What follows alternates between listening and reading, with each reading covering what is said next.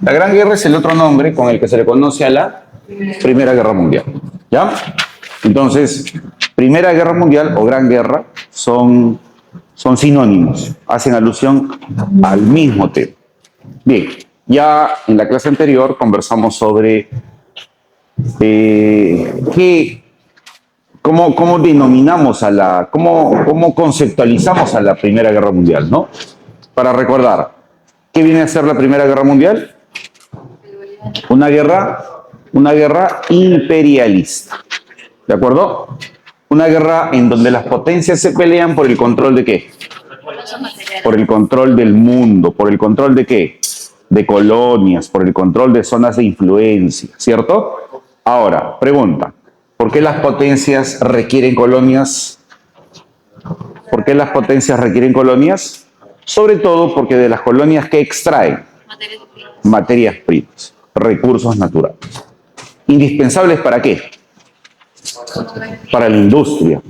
Indispensables para la industria, ¿correcto? Bien, y de esa manera definíamos o entendíamos la Primera Guerra Mundial. Y en esa misma línea, mencionábamos las causas, ¿no? Otra causa importante es la preparación y formación de alianzas estratégicas entre las potencias. Se van a formar dos bloques, ¿cierto? ¿Cuáles son esos dos bloques? La Triple Alianza y la Triple Entente. Otro motivo importante es cómo movilizas a la gente para que peleen tus guerras. Correcto, las ideas nacionalistas. En este caso, el ultranacionalismo, el llamado chauvinismo. ¿Cómo definimos el chauvinismo? ¿Qué vendría a ser el chauvinismo? Viene a ser el nacionalismo extremo. ¿De acuerdo? El nacionalismo extremo, ¿cierto? Bien, eso más o menos era lo que conversábamos la clase anterior. ¿Ya?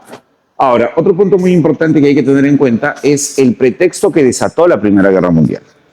El pretexto, la excusa. ¿Cuál fue el pretexto que desata la Gran Guerra?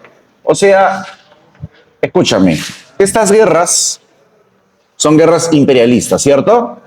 Son guerras en donde las potencias buscan expandirse por el mundo para controlar territorios. Sin embargo, las potencias necesitan pretextos para promover ese tipo de guerras. ¿Me entiendes? Un ejemplo de ello es como Estados Unidos o algunas potencias capitalistas de hoy en día, para ingresar a dominar territorios de Medio Oriente, porque hay mucho petróleo ahí, ¿qué argumento utilizan? Ellos no dicen, yo, Estados Unidos, quiero ingresar a Medio Oriente militarmente, invadir los territorios, y eso trae como consecuencia muertes, no solo de objetivos militares, sino también de civiles, atentados. Yo estoy haciendo todo eso no porque quiero agarrarme el petróleo de esos territorios. Eso no dice Estados Unidos. Sabemos que es así, pero no lo dice. ¿Qué dice? ¿Cuál es su argumento? Lo que pasa es que, correcto, en esos lugares hay tiranías, hay gobiernos dictatoriales, y yo, Estados Unidos, voy a llevar la libertad a ese lugar. En esos lugares se violan los derechos humanos y yo, Estados Unidos, voy a garantizar que se respeten los derechos humanos.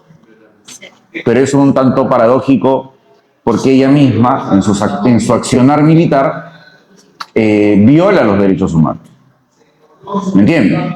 Entonces, las potencias muchas veces necesitan ¿qué? Pretextos para justificar sus acciones. ¿Me entienden? ¿Cuál fue el pretexto que desató la Primera Guerra Mundial? ¿Cuál fue el pretexto que desata la Primera Guerra Mundial? ¿Cuál fue? El asesinato de un príncipe. ¿El asesinato de quién? Correcto, el asesinato de el archiduque Francisco Fernando, príncipe a la corona de Austria-Hungría. Asesinato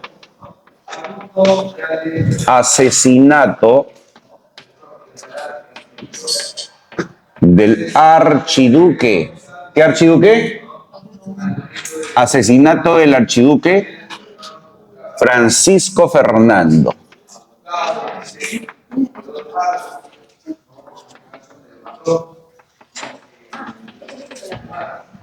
Francisco Fernando. ¿De acuerdo? Asesinato del archiduque Francisco Fernando. ¿En dónde lo asesinan? Pero antes de eso, ¿no? Asesinato del archiduque Francisco Fernando. Paréntesis. ¿Quién es él? Es el heredero. ¿A dónde? A la corona de Austria-Hungría. ¿Ya? Asesinato del archiduque Francisco Fernando, heredero a la corona de Austria-Hungría. ¿En dónde lo asesinan? En Sarajevo. ¿Quiénes lo asesinan? ¿Quiénes lo asesinan? Lo asesina una organización subversiva serbia llamada La Mano Negra. ¿De acuerdo? Una organización subversiva serbia llamada La Mano Negra. Entonces, asesinato del archiduque Francisco Fernando, heredero de la corona de Austria-Hungría, en Sarajevo. Por la mano negra. ¿De acuerdo? Por la mano negra. Ponemos ahí organización serbia.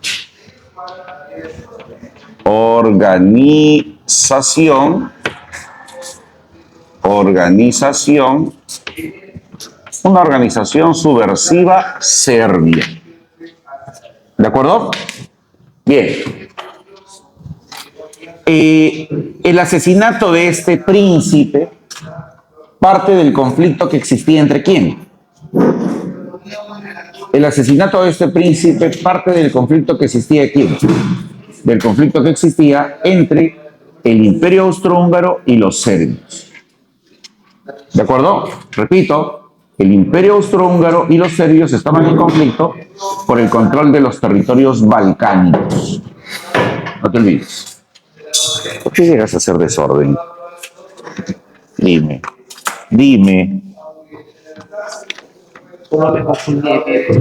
Ya, muy bien. Ya. Te decía, ¿qué te estaba diciendo? ¿La causa? ¿Causa? ¿Cómo que causa? Pretexto. Este es el pretexto de la guerra. ¿De acuerdo? Bien. Y te estaba explicando, ¿no? Ese asesinato expresa el conflicto que existía entre ¿quiénes? Entre los serbios y los austrohúngaros. Ambos estaban en conflicto por el control de los territorios balcánicos. Austria-Hungría quería expandirse hacia los Balcanes y eso amenazaba las zonas de influencia de los serbios. Es más, Serbia hablaba de construir la Gran Serbia. Si tú te acuerdas, ¿cuál es una de las corrientes chauvinistas que van a generar la guerra? Ya, muy bien, el pangermanismo. ¿Cuál es la otra corriente chauvinista que va a generar la guerra? El paneslavismo. Justamente los serbios eran los que defendían el paneslavismo, la unión de los eslavos para construir la Gran Serbia. ¿Y quién entorpecía esos planes serbios? Austria-Hungría, porque Austria-Hungría también quería los Balcanes. Es más, Austria-Hungría ya venía expandiéndose y justamente se había apropiado ¿de qué territorio? De Bosnia-Herzegovina, en donde está la ciudad de Sarajevo. Por eso cuando el príncipe Francisco Fernando viaja a Sarajevo, la Mano Negra organiza ese atentado que termina con su asesinato. ¿Me entienden? ¿Ya? Entonces, este hecho, que es, repito, conflicto entre Austria-Hungría y los serbios, será explotado por los alemanes y será usado como la causa de la guerra. ¿No? Alemania interfiere en esta situación, ya que no le involucraba directamente, ¿ya? Pero ella usa esta situación para iniciar la guerra. Entonces, Vamos a dibujar aquí un mapita para más o menos tener una referencia, ¿ya? Un mapa referencial nada más, ¿ah?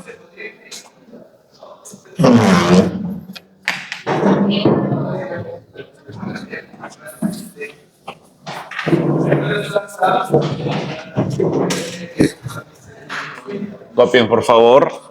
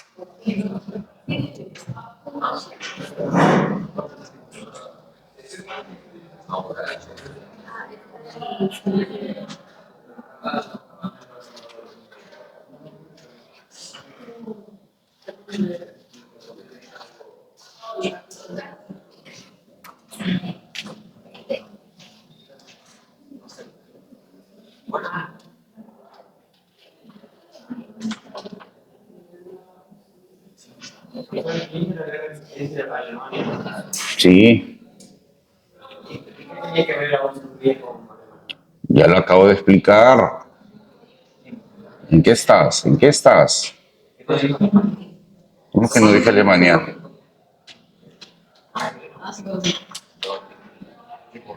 ¿En qué estás? ¿En qué piensas?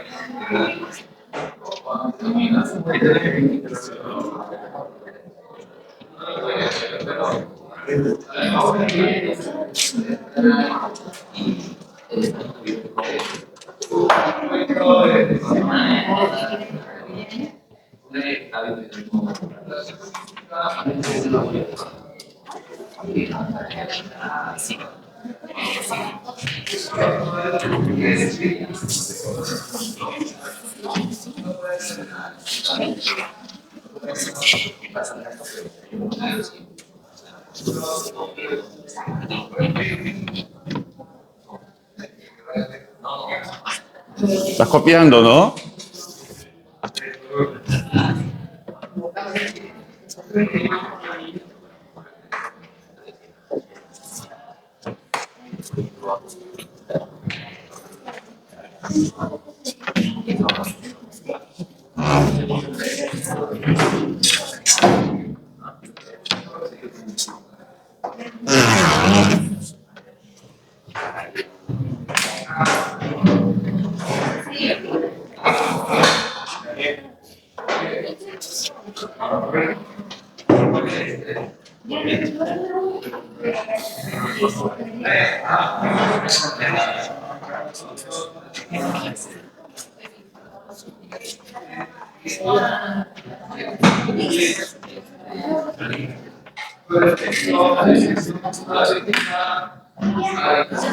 Dime.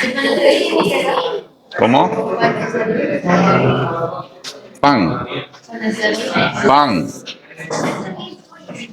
Interpreta, pues. El mismo término te da la respuesta.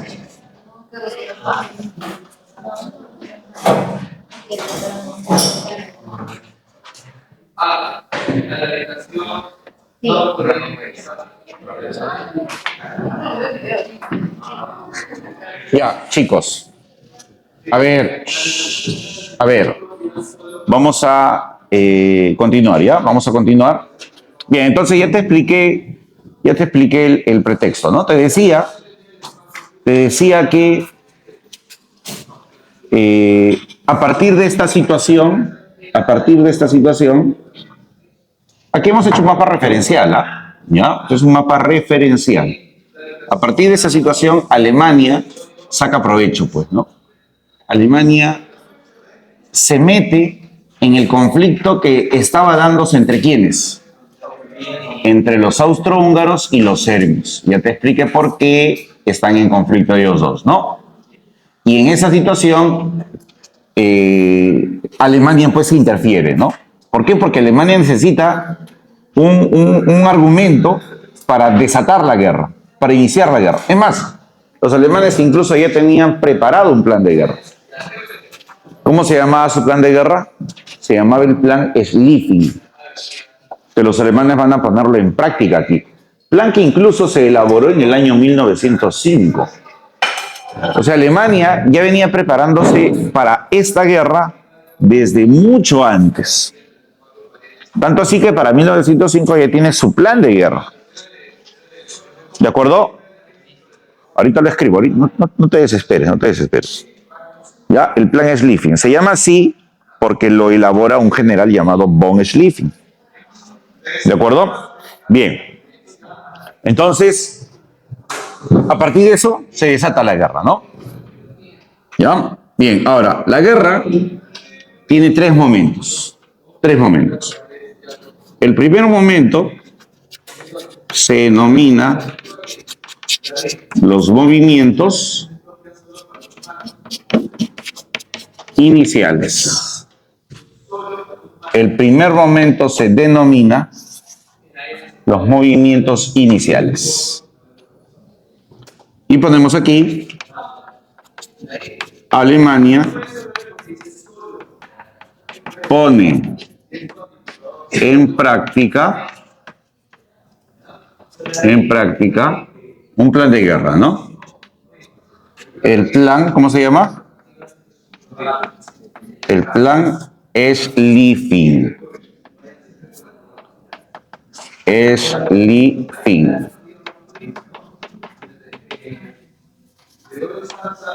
¿Ya? Schlieffen, así se llama, ¿no?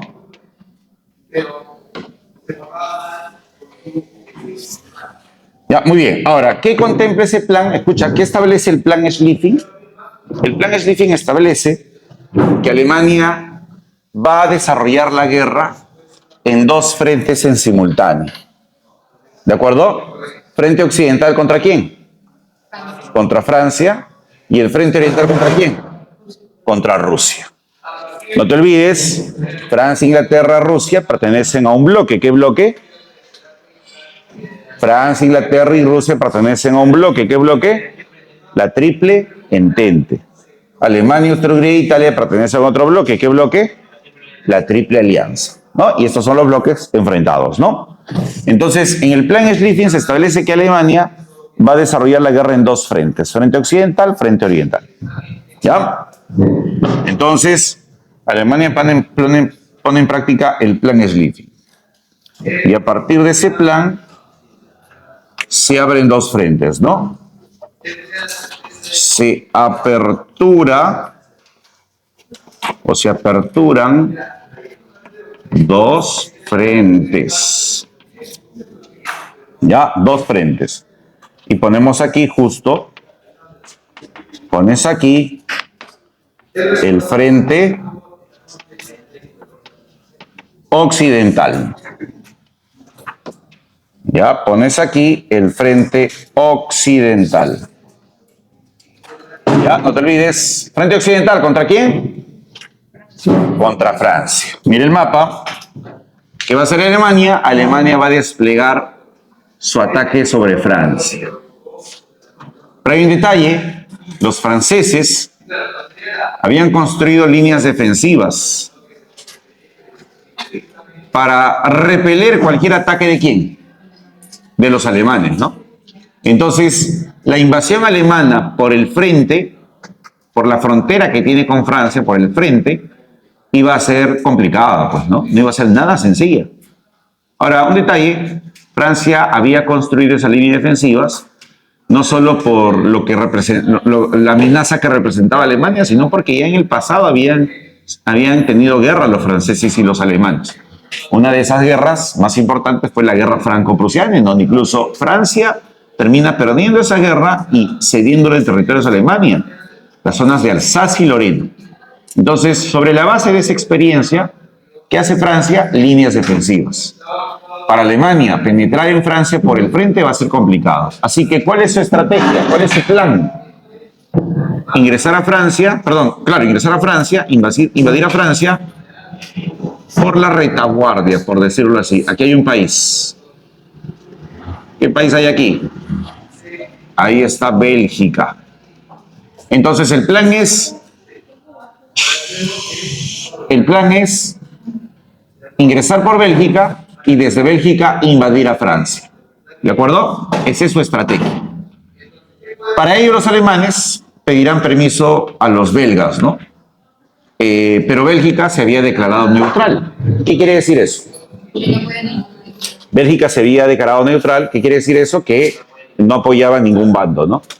Y Bélgica le dice pues a los alemanes, ¿no? Y Alemania, me vas a disculpar, no te voy a poder hacer ese favor de que utilices mi territorio como un corredor, porque si yo te doy ese permiso, si yo te apoyo de esa manera, implícitamente, ¿qué quiere decir?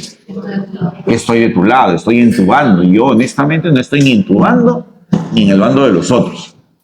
Así que por favor no voy a poder apoyar. ¿Qué hace Alemania? Decide invadir a Bélgica, ¿no? O sea, como no hay el permiso, no hay la posibilidad por las buenas, por las malas, pues, ¿no? Entonces, Alemania invade Bélgica. Y desde Bélgica pretenderán atacar ¿a quién? A Francia, ¿no? Ese es el plan. Sin embargo, aquí hay un pequeño detalle, algo que Alemania no contemplaba, que no contemplaba Alemania. Que Bélgica iba a resistir, pues, ¿no? O sea, Bélgica iba a detener el avance alemán. Más que detener, iba a entorpecer el avance alemán. Alemania calculaba que Bélgica caería en una semana o menos, pero Bélgica termina resistiendo por 4 semanas aproximadamente. Y ese tiempo fue clave ¿para quién?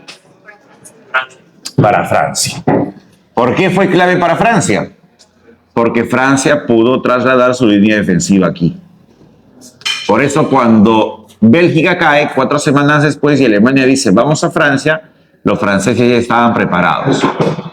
¿Qué hace Francia? Frena el ataque alemán en una batalla clave, una de las batallas más importantes de la guerra. Batalla que le permite a Francia, ¿qué cosa?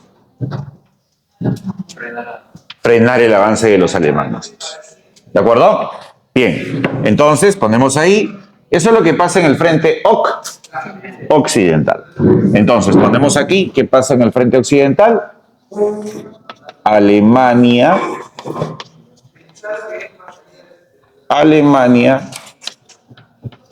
invade Bélgica. Entre paréntesis, Bélgica cae en la batalla de las fronteras. Cae en la batalla de las fronteras. Y luego de que cae Bélgica, ¿a dónde vamos, dice Francia? Perdón, Alemania. ¿A dónde vamos, dice Alemania? A Francia. Ya Alemania invade Bélgica, cae en la batalla de las fronteras y luego avanza sobre Francia. ¿De acuerdo? Y luego avanza sobre Francia. Sin embargo, ¿qué logran hacer los franceses? ¿Qué logran hacer los franceses? Frenan el avance alemán. ¿De acuerdo? Frenan avance alemán en la batalla de Marne. Así se llama esa batalla clave. ¿De acuerdo? Eso es lo que está pasando ¿en qué frente? En el frente occidental. ¿Se entiende la idea? Ahora, ¿qué dice Alemania? ¿Vamos a dónde? ¿Vamos a dónde? Ojo, obviamente Francia no cumple su objetivo. Perdón, Alemania no cumple su objetivo, ¿no? ¿Cuál es el objetivo alemán? Que estos caigan, ¿no? Pero no cumple su objetivo. ¿Ya? El plan Schlieffen está fallando. No está resultando tal y como lo han previsto ¿quiénes? Los alemanes, pues, ¿no? Entonces, Alemania dice, ahora vamos a ¿dónde? Al frente oriental. Entonces se abre el frente oriental. Se abre el frente oriental. ¿De acuerdo? Frente oriental. Alemania avanza sobre frente oriental, sobre Rusia. Y Rusia pues cae fácilmente, ¿no? Los rusos caen fácilmente. La situación de Rusia era una situación precaria, la situación de Rusia era una situación crítica. Es más, los rusos podríamos decir que ni siquiera estaban enfocados en la guerra. Los rusos tenían otra prioridad. ¿Cuál era su prioridad? Fácil, lo que estaba pasando dentro de Rusia. ¿Qué estaba pasando dentro de Rusia? El pueblo ruso estaba levantándose contra el régimen zarista. El pueblo ruso estaba levantándose contra el atraso de su país, contra la feudalidad, contra los boyardos, los grandes terratenientes. O sea, Rusia estaba en su propia guerra interna. Claro, también participa de la guerra. Sale a enfrentarse a los alemanes, pero no con la contundencia que se esperaba, con la fuerza que se esperaba. Entonces Alemania avanza sobre Rusia y vence a los rusos en 2 batallas. Frente oriental, Alemania vence a Rusia. Vence a Rusia en batallas. ¿Qué batallas? ¿Cuáles son esas batallas? La batalla de Tannenberg y la batalla de Lagos Masurianos. La batalla de Tannenberg, así se llama, Tannenberg y Lagos Masurianos. Ya, Tannenberg y Lagos Masurianos. Muy bien. Eso es lo más importante que está dándose ¿en dónde? En el frente oriental. Estas son las acciones más relevantes de la primera etapa de la guerra. ¿Cuál es la primera etapa de la guerra? Movimientos iniciales. Segunda etapa de la guerra. Segunda etapa de la guerra. ¿Cómo se llama la segunda etapa de la guerra? Se llama la guerra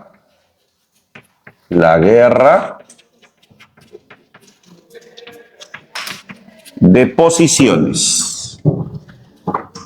Se llama la guerra de posiciones. ¿De acuerdo?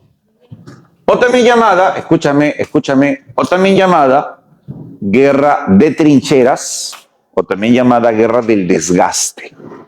Guerra de trincheras o guerra del desgaste. Así se le llama. Guerra de posiciones. Ponemos aquí entre paréntesis, ¿no? Entre paréntesis.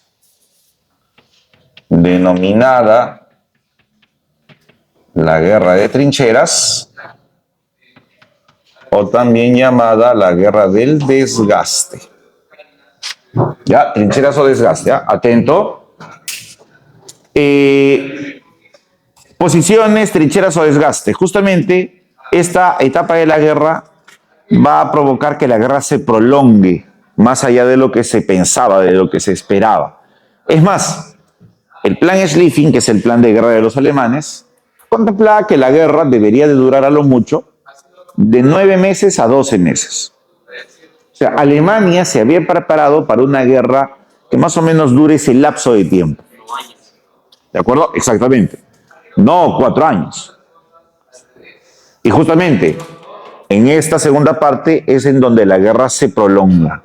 Y no solo se prolonga, genera mucho desgaste a los involucrados. ¿Cuál es uno de los factores que va a generar ese enorme desgaste? La apertura de enormes líneas de trincheras. La trinchera más importante es la trinchera occidental, que básicamente va del Mar del Norte hasta Suiza. ¿De acuerdo? Ahora, ¿qué es una trinchera? ¿Qué es una trinchera? Es una zanja de 2 metros y medio de profundidad por 2, 3 metros de ancho, ¿no? Estas zanjas son un mecanismo eficaz de defensa, ¿no? Tú te metes en la trinchera y te proteges pues de las balas enemigas, ¿no? ¿De acuerdo? Así que es un espacio estratégico para defenderse, para repeler el ataque enemigo. Y también para sorprender al enemigo cuando el enemigo está avanzando, pues, ¿no? Pero también las trincheras tienen desventajas. ¿Qué desventajas? Que una vez que estás ya instalado en la trinchera es un poco difícil salir de ella. Y también es un poco difícil tratar de avanzar tus ejércitos. Por eso se llama posiciones, pues, ¿no? Porque los soldados se fijan permanentemente en esos puntos. Y avanzar se dificulta, pues. ¿Me entienden? Entonces, ¿qué va a generar eso? Desgaste. Y va a generar desgaste no solo por eso, sino también porque las trincheras empiezan a haber problemas dentro de las trincheras cuando se agotan los alimentos, se agotan las municiones, no llega la asistencia médica. Entonces muchos soldados terminan muriendo ¿por qué razones? Por falta de alimento, inanición, porque de repente una herida de bala se complica, se infecta, no llega la atención médica respectiva, o inclusive ni siquiera llegan las municiones para seguir peleando. ¿Me entienden? Y eso va a terminar prolongando el desgaste, pues. Y los soldados empiezan a morir por esas razones más que por las balas enemigas. Es más, las trincheras literalmente se convierten en focos de enfermedades, ¿no? Porque imagínate, ¿no? En esa trinchera los soldados literalmente vivían. Ahí se defendían, peleaban, ahí dormían, ahí ingerían sus alimentos, ahí hacían sus necesidades. Y de repente si alguien caía, ahí el cuerpo se descomponía literalmente. Entonces las trincheras se van a convertir en una suerte pues de desagües, ¿no? En este contexto de la guerra. Y eso termina matando a los soldados y generando pues un impacto psicológico brutal. ¿Entienden? Entonces por eso hablamos de la fase del desgaste. ¿De acuerdo? Bien, abrimos el frente occidental. Abrimos el frente occidental.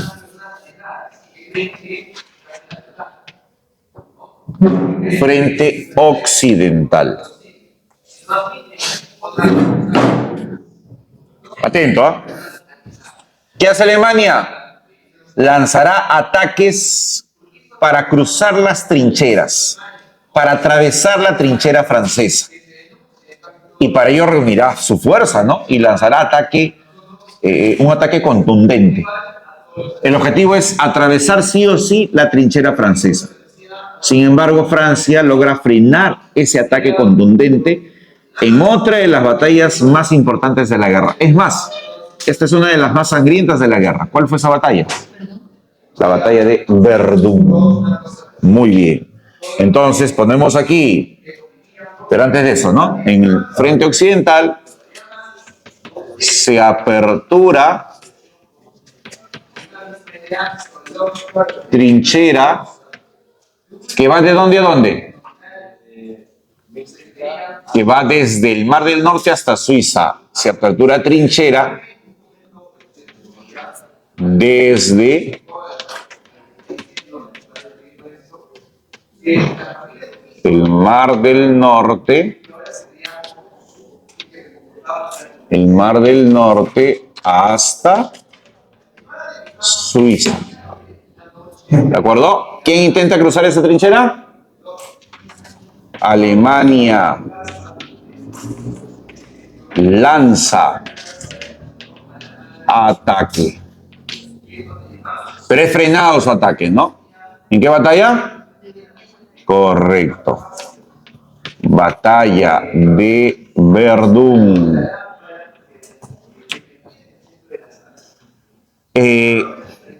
Es frenada. Pero eso no queda ahí. ¿Qué hace Francia? ¿Qué hacen los aliados? Frenan el avance alemán y contragolpean. Y aquí se da otra batalla clave. Estas dos son consideradas las batallas más sangrientas de toda la guerra. La de Verdún. ¿Y cuál es la otra? La batalla de Somme. ¿Ya? Aliados contragolpean.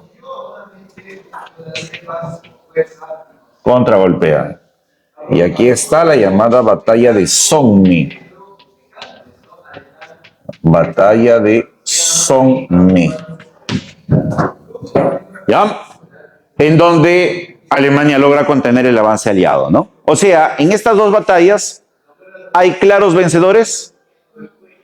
¿Claros derrotados? No. Es una batalla de desgaste, correcto. O son batallas de desgaste. Ojo, un detalle. En la Primera Guerra Mundial se van a emplear armas novedosas. Justamente, ¿qué armamento se desarrolla para tratar de sacar, como los soldados se atrincheran y es difícil avanzar? Entonces la idea es hacer que los soldados salgan de ahí, pues, ¿no? ¿Cuál es uno de esos armamentos que se va a emplear en la Primera Guerra Mundial? Los gases tóxicos. ¿De acuerdo? Uno de los gases tóxicos letales que se va a emplear en la Primera Guerra Mundial es el gas mostaza. ¿De acuerdo? Es el famoso gas mostaza que generaba quemaduras en la piel, que al ser ingerido podía desencadenar enfermedades, ¿no? Cancerígenas. ¿Me entienden? Y también para repeler los gases que se van a emplear. Máscaras antigas. ¿De acuerdo? También en la Primera Guerra Mundial y empiezan a usarse tanques. La guerra en el aire en la Primera Guerra Mundial todavía no se desarrolla como tal. Porque tranquilamente desde el aire, ¿qué se podía hacer? Bombardear las trincheras. ¿Me entienden? Pero no hay esa posibilidad. La aviación recién está en pañales, pues, ¿no? Recién está iniciando su desarrollo, ¿no? No es un avance ya consolidado, ¿no? Con desarrollo importante. Ya, muy bien, no te olvides. Justamente, ¿qué batalla es considerada la primera batalla en donde se emplean gases tóxicos? ¿Qué batalla es considerada la primerita en donde se emplean gases tóxicos? La batalla de Ypres. ¿Sí se llama? Ya, no te olvides. Muy bien. ¿Qué otro hecho está pasando en Occidente? Estamos en el frente occidental. 1915. Italia rompe vínculos con la Alianza. Italia rompe vínculos con la alianza y se pasa ¿a dónde? A la Triple Entente. Una de las razones de por qué Italia rompe vínculos con la alianza es por los problemas limítrofes que Italia tiene con el Imperio Austrohúngaro. Es más, en plena guerra, en pleno desarrollo de estos hechos, Italia y Austria-Hungría estaban peleándose ellas dos. ¿Me entienden? Y Alemania va a respaldar a los austrohúngaros, dejando sola Italia, por eso Italia se aparta y pasa al Entente. Entonces, eso también es importante tenerlo en cuenta, ¿no? Ponemos ahí 1915, Italia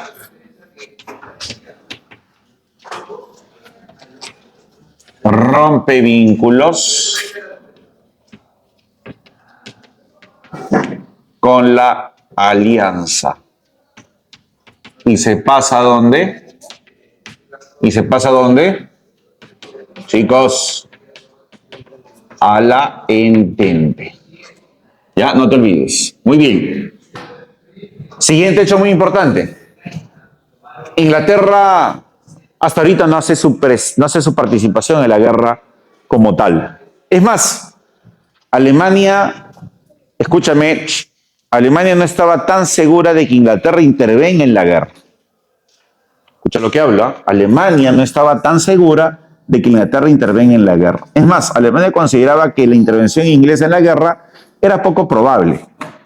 ¿Y por qué Alemania consideraba que Inglaterra probablemente no intervenga en la guerra? Porque los ingleses estaban en conflicto, tenían sus propios conflictos, ¿no? Inglaterra estaba, pues, en aquel entonces en un conflicto contra Escocia, ¿no? Venía también teniendo conflictos contra Irlanda, porque estos territorios quieren separarse, pues, de la influencia inglesa, ¿no?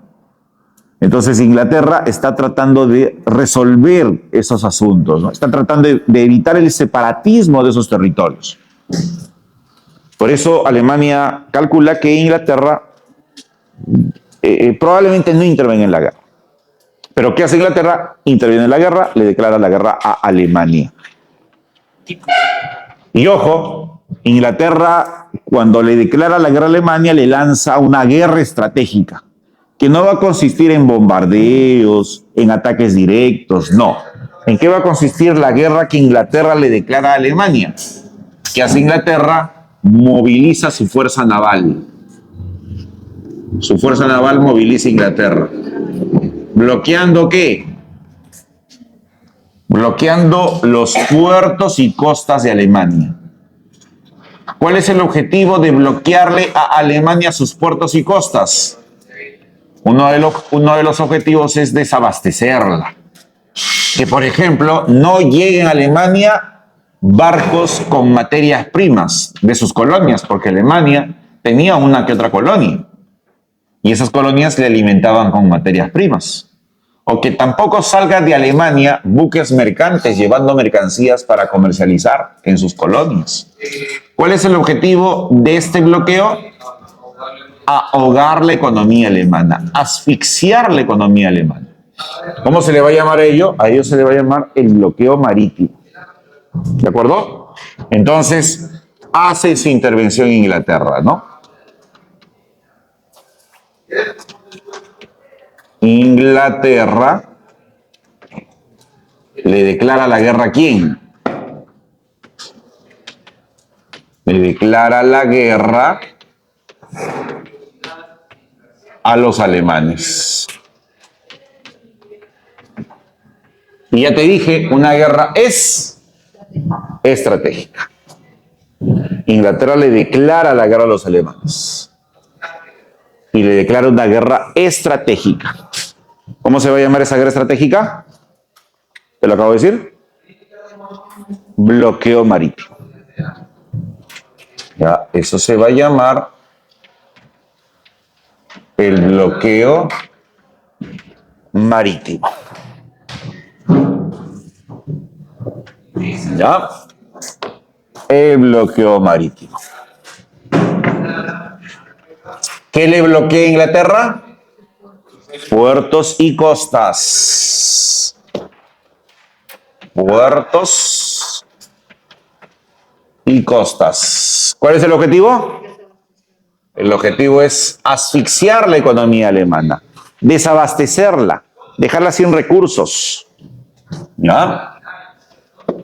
Ahogar, asfixiar la economía alemana.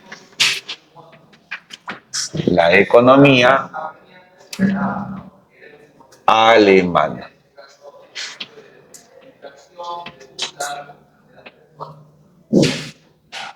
Ahogar, asfixiar la economía alemana.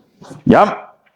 Sin embargo, escúchame bien, Alemania tiene, aquí se hace también uso de otra tecnología militar de guerra.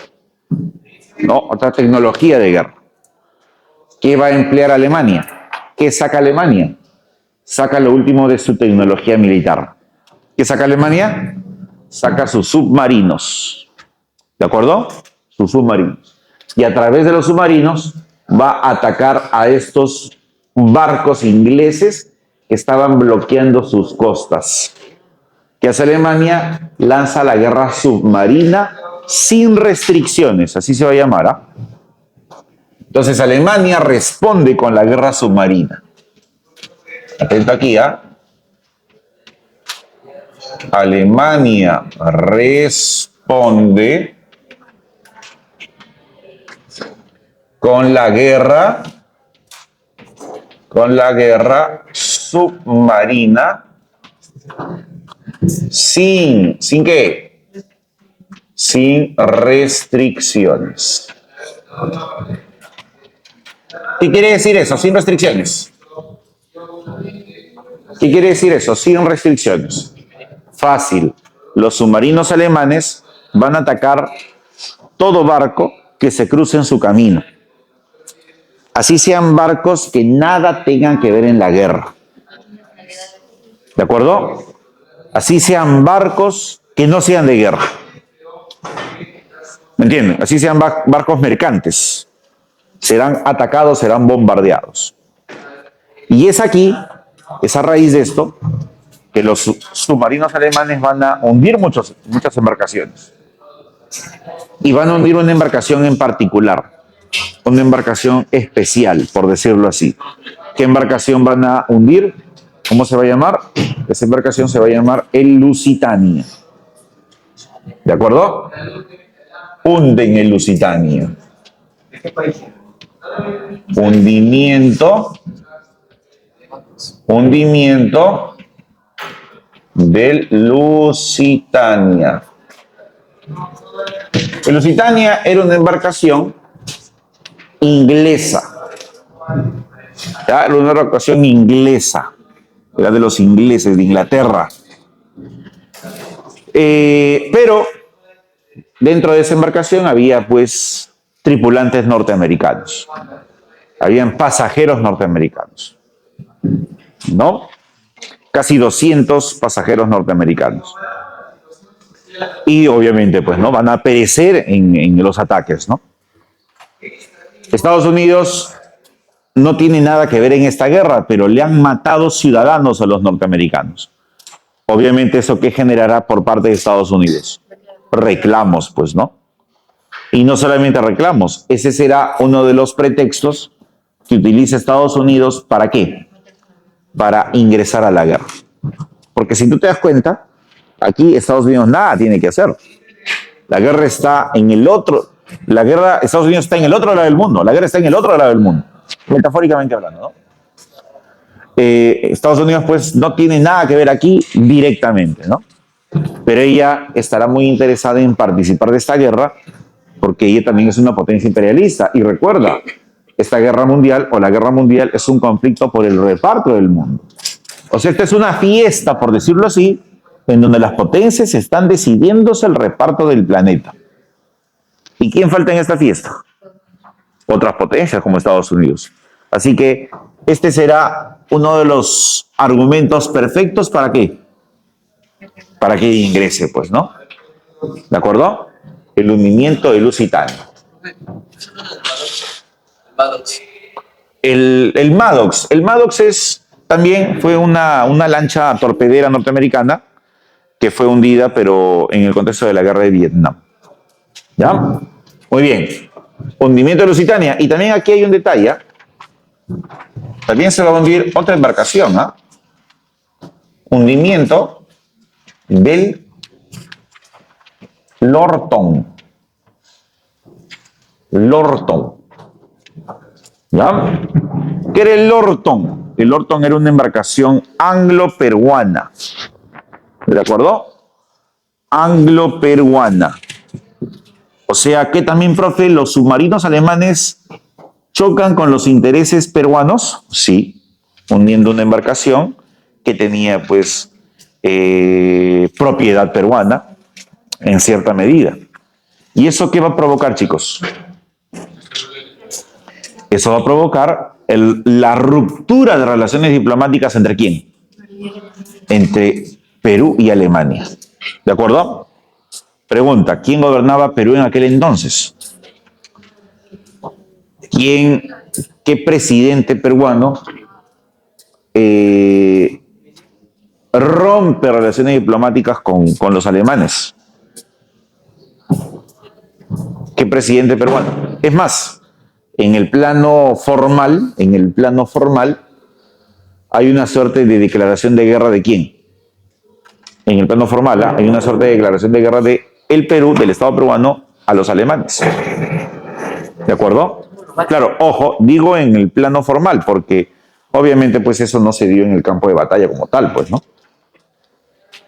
Imagínate tú qué va a hacer Perú en esta guerra, ¿no? No tiene oportunidad alguna, ¿no? ¿No? Claro, proporcionar recursos, ¿no? Abastecer recursos. Te hice una pregunta. ¿Quién gobernaba el Perú en ese entonces? ¿Quién? Benavides. No, Benavides ya no está gobernando ya. Correcto. ¿Gobierno de quién? Segundo gobierno de José Pardo y Barreda.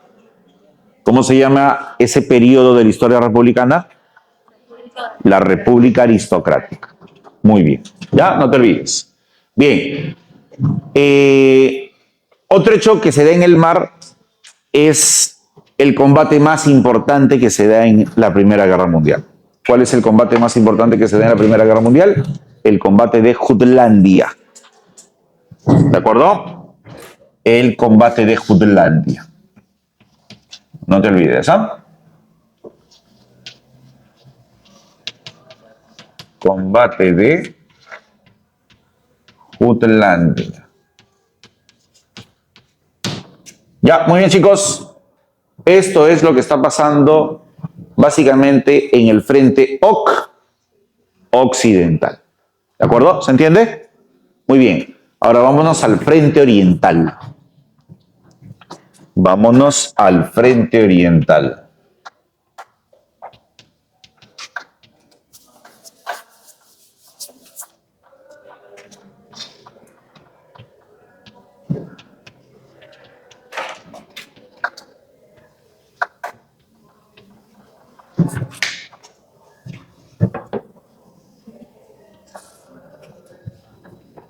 Frente oriental.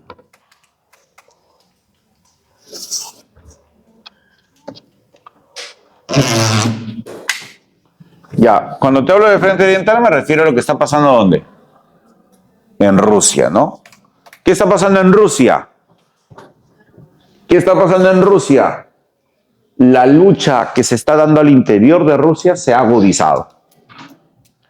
El pueblo ruso ha elevado su nivel de organización y está luchando con todas sus fuerzas contra el régimen zarista, a tal punto de derrocar al zar. Y de esa manera triunfa la revolución rusa en su primera fase, que es la fase de febrero, porque la revolución rusa del 17 tiene dos fases, la fase de febrero y la fase de octubre. La fase de febrero será dirigida por un grupo denominado los mencheviques y la fase de octubre será dirigida por los denominados bolcheviques. Los mencheviques plantearon el continuismo de Rusia en la guerra, o sea que Rusia no se retire de la guerra. Eso trajo como consecuencia que la crisis que estaba viviendo Rusia ya se agudice, porque el pueblo ruso pedía a gritos, ¿qué cosa? Paz. ¿Qué quiere decir eso? Retiro de la guerra. Pero los mencheviques no cumplen eso. Por eso, a pesar de que triunfa la revolución de febrero, la lucha social continuará, la lucha revolucionaria continuará hasta que estalle la otra revolución. ¿Qué revolución? La revolución de octubre, la bolchevique. Y los bolcheviques derrocan a quiénes? A los mencheviques, y una vez los bolcheviques en el poder, ¿qué hacen ellos? Ellos hacen que Rusia se retire de la guerra. ¿Ya? Entonces ponemos aquí 1917, triunfa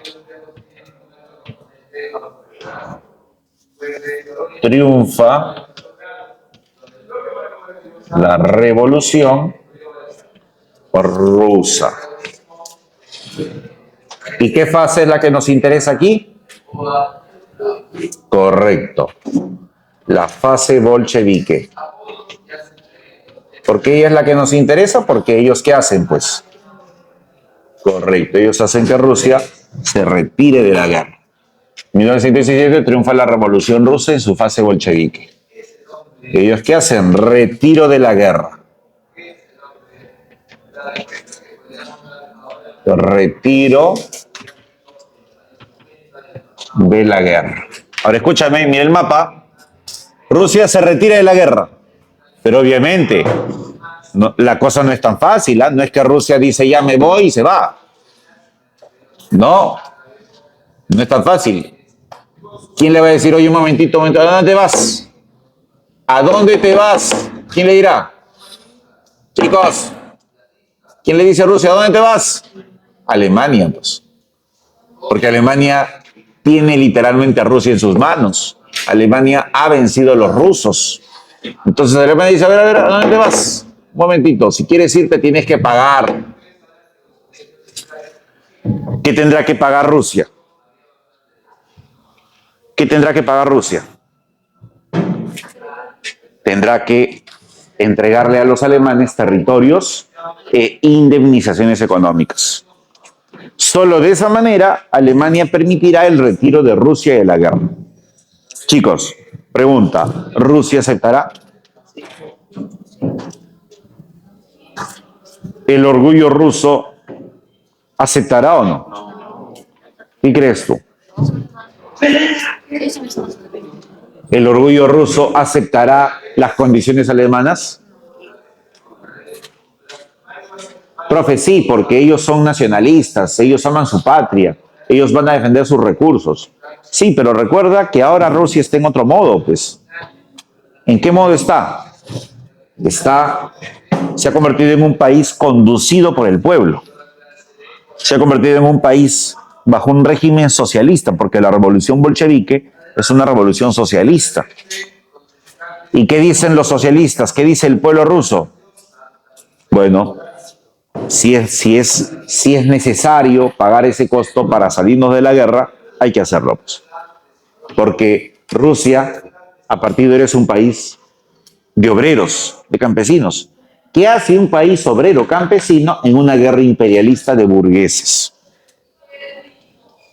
¿Qué hace? No tiene nada que hacer un país obrero y campesino en una guerra entre burgueses, entre capitalistas.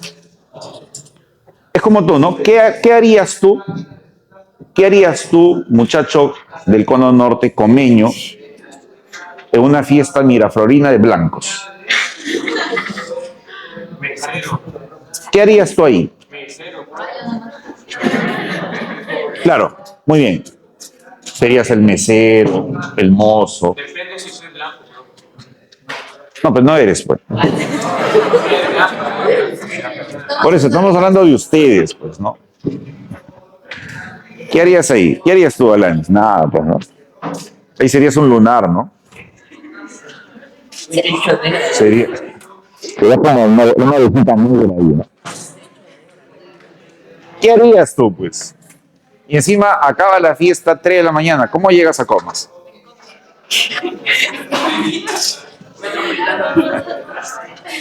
¿Cómo llegas al coma, no? Es real, Goku, no es real, ¿qué puedo decir? No estoy mintiendo, estoy mintiendo. No. Ya, a ver, silencio. Ya, entonces, volviendo a lo que te explicaba, Rusia no tiene nada que hacer en esta guerra ya, pues, porque es un país obrero campesino, ¿cierto? Entonces Rusia tendrá que aceptar las condiciones de ¿quién? De los alemanes. Y todo eso se va a materializar en un tratado.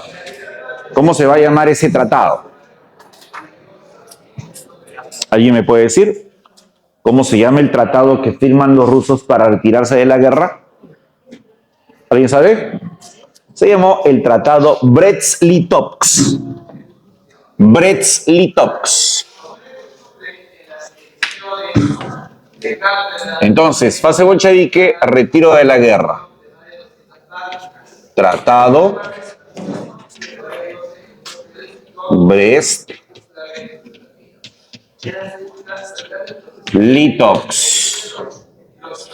Tratado Brest-Litovsk.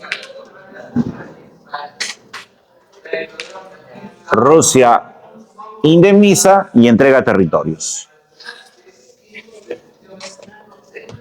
Rusia indemniza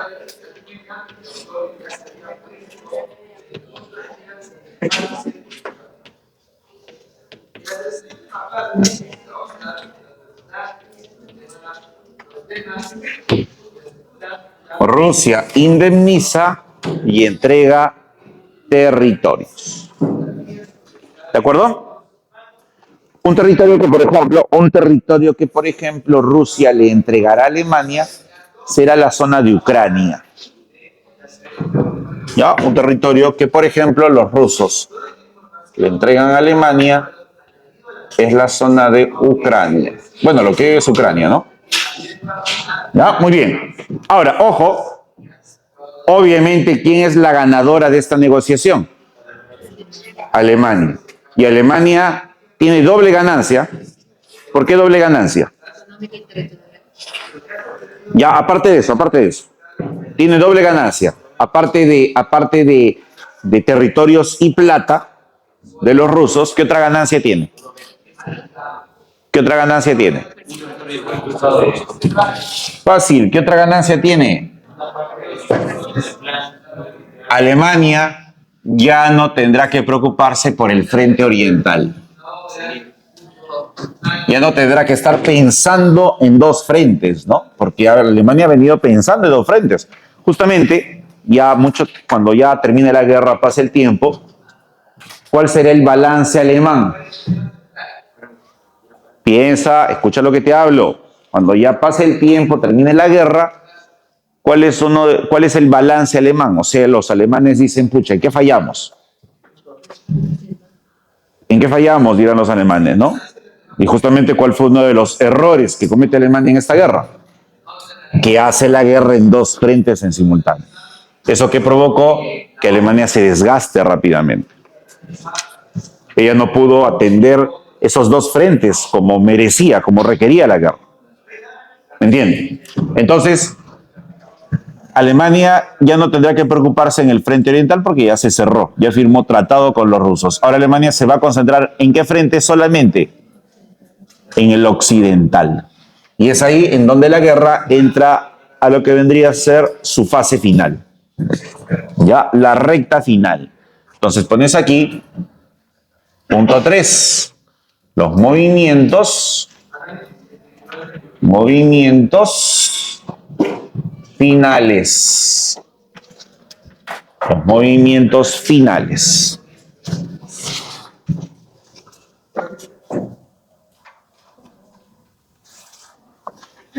Ya, entramos a los movimientos finales. Salud. Movimientos finales, atentos, ¿ah? Pero, para mala suerte de Alemania, ¿quién anuncia su intervención en la guerra? Estados Unidos. ¿De acuerdo? 1917, fines, Estados Unidos intervendrá en la guerra. Escúchame, salud, apelando a otro pretexto. apelando a otro pretexto. ¿Cuál es el primer pretexto que usa Estados Unidos para entrar a la guerra? ¿Cuál es el primer pretexto que utiliza Estados Unidos para entrar a la guerra? El hundimiento del Lusitania. ¿Correcto? Pero el hundimiento de Lusitania se da en el 15. Como que estaba un poquito alejado cronológicamente ese hecho con respecto a la reacción de Estados Unidos. O sea, ya, si hundió Lusitania el 15, y Estados Unidos reacciona 2 años después. Entonces, como que estaba un poquito alejado ese hecho, ¿no? Ojo, sirve también como excusa, sí, pero no es el único hecho. ¿Cuál es el otro hecho que utiliza Estados Unidos para entrar a la guerra como excusa, como pretexto? La denominada interceptación de los telegramas Zimmermann. ¿De acuerdo? Interceptación de los telegramas Zimmermann. Ponemos aquí Estados Unidos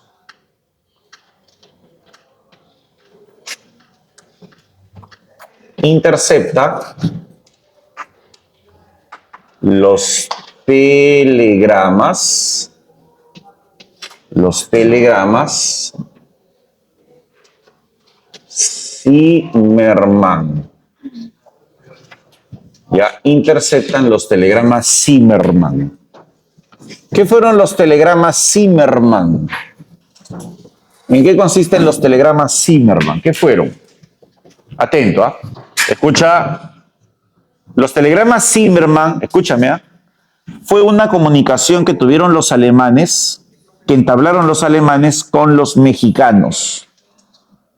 Alemania y México entablan conversaciones en donde Alemania está estimulando en México la posibilidad de que México le haga la guerra ¿a quién? A Estados Unidos. ¿Y por qué México le haría la guerra a Estados Unidos? Alemania le dice, oye México, en el siglo pasado, o sea, en el siglo XIX, este siglo XX, tus territorios eran mucho más grandes. ¿Qué pasó con tus territorios? Oye México, yo recuerdo que tú eras más grande, ¿ah? ¿Qué pasó con tus territorios? Ah, los he perdido, pues. Y los he perdido a manos del expansionismo ¿de quién? De Estados Unidos. ¿Qué crees que hace Alemania? Le dice a México, ¿qué crees que le dice? ¿Qué crees que le dice? Yo te voy a ayudar ¿a qué? A que tú recuperes esos territorios. Yo te voy a proporcionar la ayuda que necesites, económica, militar. Y de esa manera, tú podrás hacerle la guerra a Estados Unidos y recuperar tus territorios. O sea, ¿qué pretendía Alemania? Que Estados Unidos, que está a punto de meterse a la guerra, lo postergue ¿para qué? Para enfrentar el posible conflicto que iba a tener ¿con quién? Con los mexicanos. ¿Se entiende la idea? Y Alemania se estaba prestando para ello. Esa comunicación que estaban teniendo ¿quiénes? Alemanes y mexicanos, es interceptada por la inteligencia estadounidense. A eso se le va a llamar la interceptación ¿de qué? De los telegramas Zimmermann. Y ese es el otro argumento, el otro pretexto que utiliza ¿quién? Estados Unidos para ingresar a la guerra. Oye, Alemania, tú que tienes que estar estimulando a los mexicanos, instigando a los mexicanos a que tengan guerra con nosotros, un conflicto con nosotros, ¿me entiendes? Entonces, esta es la otra excusa, ¿ya? Son dos excusas, Lusitania y Zimmermann, ¿ya? Entonces, Estados Unidos intercepta los telegramas Zimmermann. Y de esa manera, Estados Unidos hará su ingreso a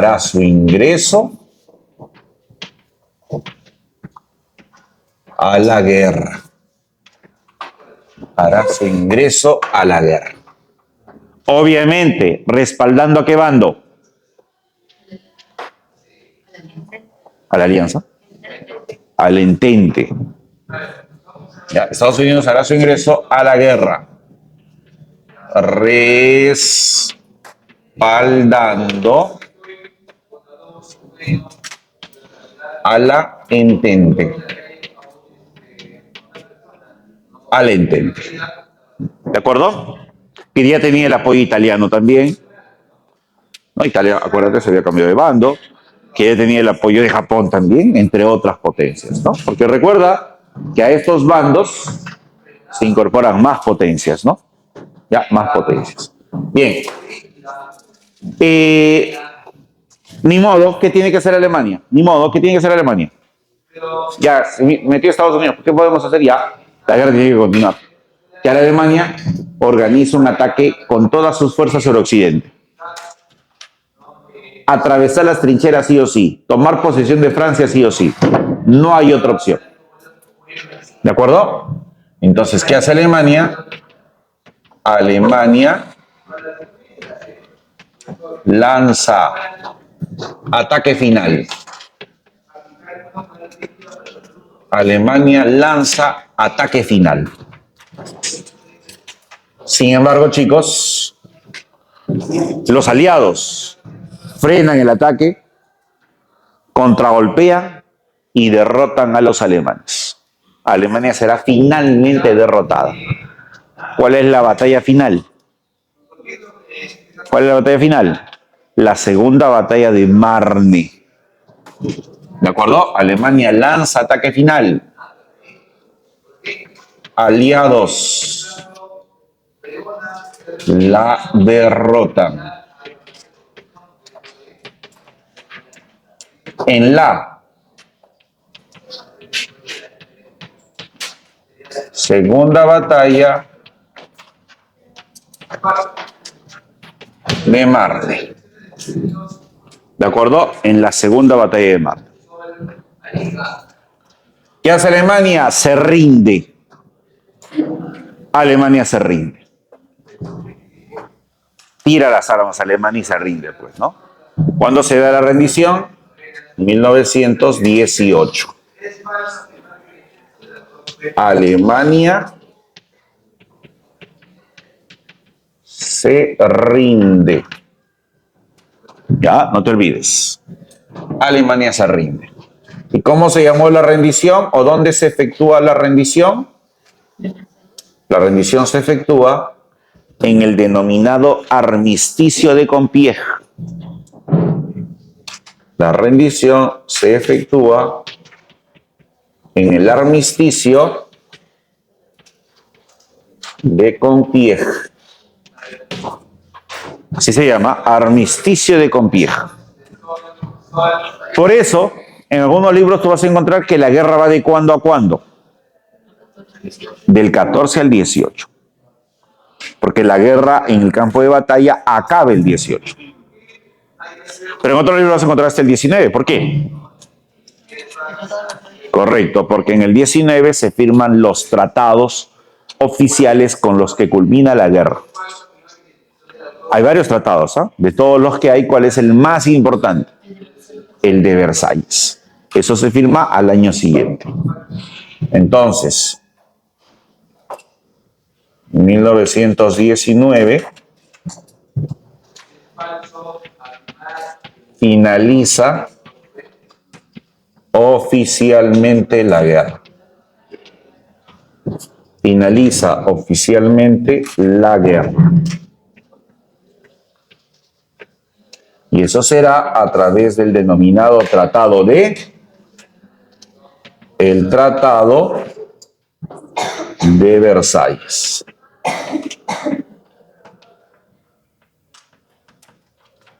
Ya, no te olvides, 1919 finaliza oficialmente la guerra. Eso se estipula en el denominado Tratado de Versalles.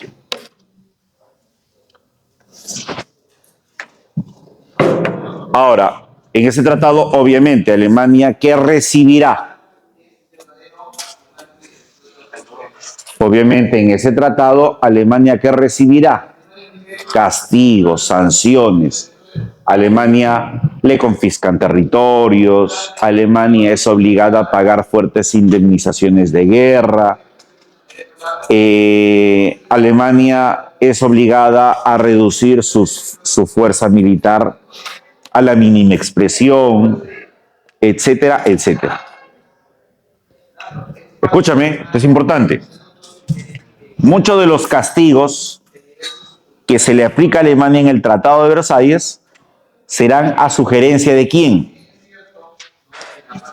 A sugerencia de Estados Unidos. O sea, Estados Unidos más o menos es la que establece cuáles serían esas sanciones que Alemania sufriría. Por eso se dice que el Tratado de Versalles, escúchame, está inspirado en los denominados 14 puntos de Wilson. Woodrow Wilson, escucha, Woodrow Wilson era el presidente de Estados Unidos de la época. Y él va a hacer un pronunciamiento, ¿no? Al terminar la guerra, ese pronunciamiento es conocido como los 14 puntos de Wilson. Y ahí están las sanciones, muchas de las sanciones que se le aplica a Alemania se extraen de ahí, se sacan de ahí. Muchas de las decisiones que se toman, ojo, no solo las sanciones contra Alemania, sino en general, muchas de las decisiones que se toman al terminar la guerra se sacan de los 14 puntos de Wilson. ¿Ya? Entonces, el Tratado de Versalles está inspirado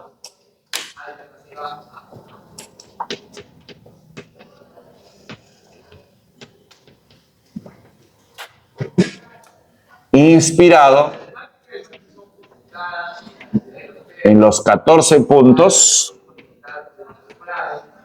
de Woodrow Wilson.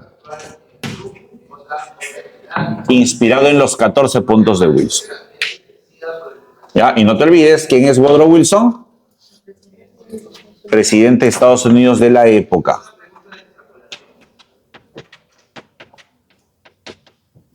Presidente de los Estados Unidos.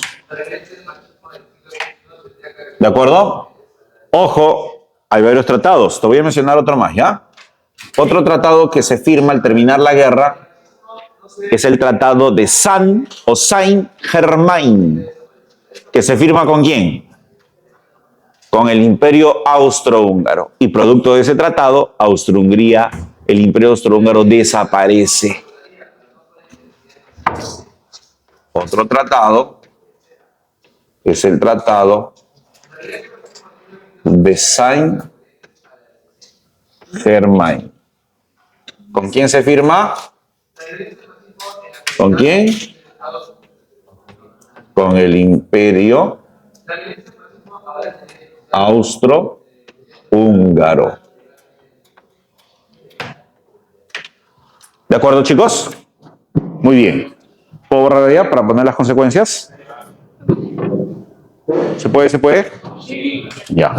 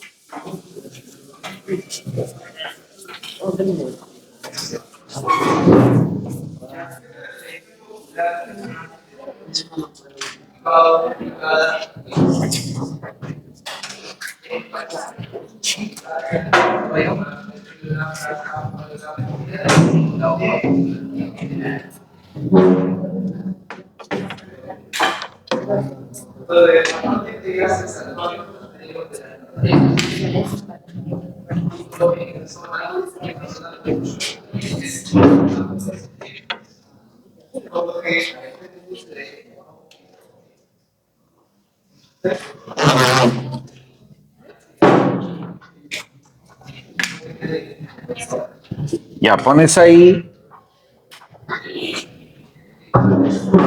pones aquí, principales consecuencias.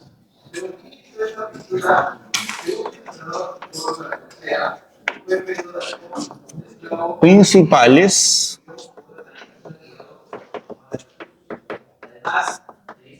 consecuencias. ¿A qué me refiero con consecuencias? Chicos, ¿a qué me refiero con consecuencias? Correcto, el resultado, ¿no? El resultado de todo esto al final. ¿Cuál es el resultado? ¿Cuál es el saldo final?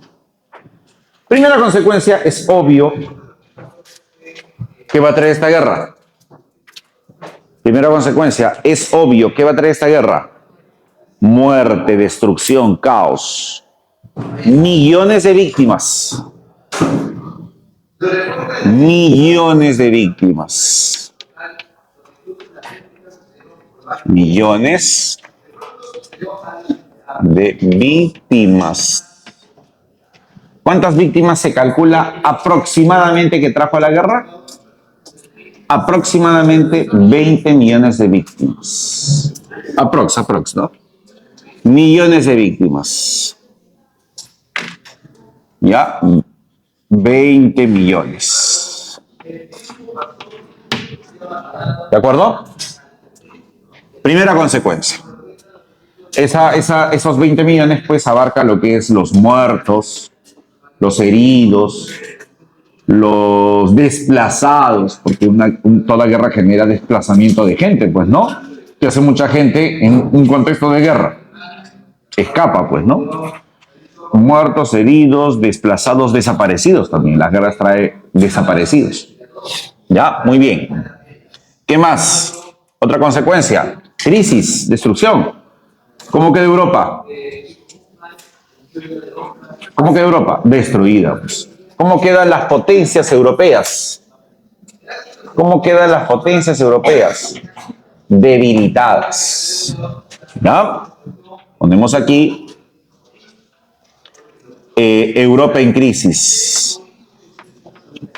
Europa en crisis. Potencias debilitadas.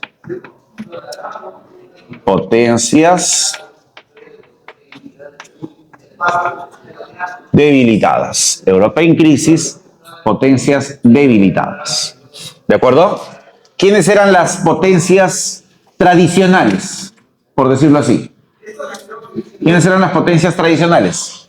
Inglaterra, Francia, y por ahí detrás, ¿quién estaba? Alemania. Todas ellas quedaron, pues, en una situación de caos, de crisis, debilitadas. Pregunta, esa situación de debilitamiento de esas potencias será el escenario propicio para que emerja una nueva potencia. Al estar en crisis Europa, ¿quién aparece como nueva potencia? Estados Unidos. Por ahí Japón también. ¿Ya? Surgen nuevas potencias. Surgen nuevas potencias. Por ejemplo, tenemos aquí, surgen nuevas potencias. Por ejemplo, tenemos aquí a Estados Unidos, tenemos a Japón, entre otros. Pero, sobre todo, ¿a quién? ¿Quién aprovechará esta coyuntura para convertirse en la potencia más importante? Estados Unidos. Estados Unidos, a partir de los años 20, tendrá un crecimiento económico sin precedentes. ¿Ya? Un enorme crecimiento económico. Su economía se dispara.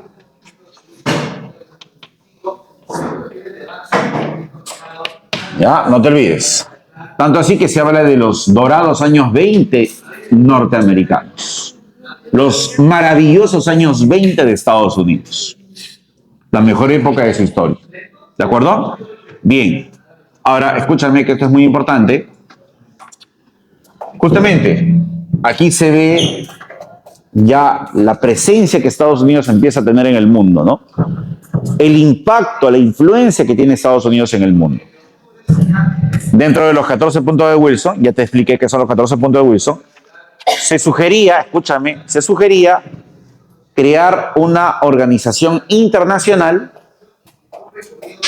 que se encargue de garantizar la paz en el planeta para que no vuelva a estallar una guerra de esta magnitud.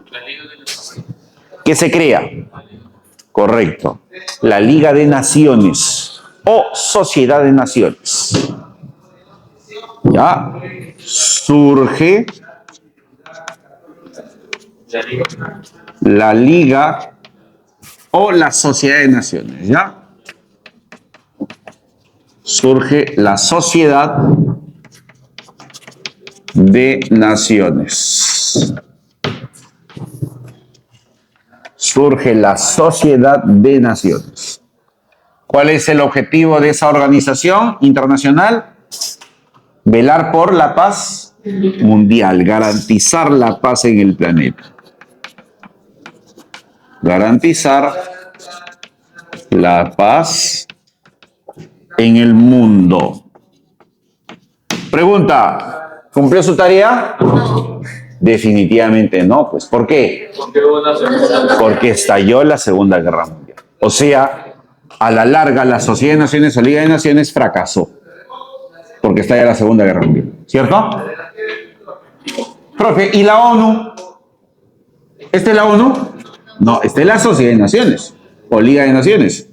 Justamente al fracasar esto y estallar la Segunda Guerra Mundial, al terminar la Segunda Guerra Mundial, ¿qué se crea? La ONU, la Organización de las Naciones Unidas, ¿no? Que de una u otra manera sigue existiendo hasta el presente, ¿no? ¿Ya? ¿Qué pasó con los territorios que Alemania se anexó antes de la guerra? ¿Qué pasó con los territorios que Alemania se anexó antes de la guerra? Perdió la guerra, se lo quitaron. ¿Y qué se hizo con muchos de esos territorios? Con muchos de esos territorios se crearon nuevos países. Al terminar la Primera Guerra Mundial se crean nuevos países. Surgen nuevos países. Ponemos ahí algunos. ¿Qué países se crearon? Por ejemplo, se crea Yugoslavia. Yugoslavia no existe ya, pero en ese entonces se crea. ¿Qué más? Se crea Polonia. ¿De acuerdo? ¿Qué más se crea? Se crea Checoslovaquia.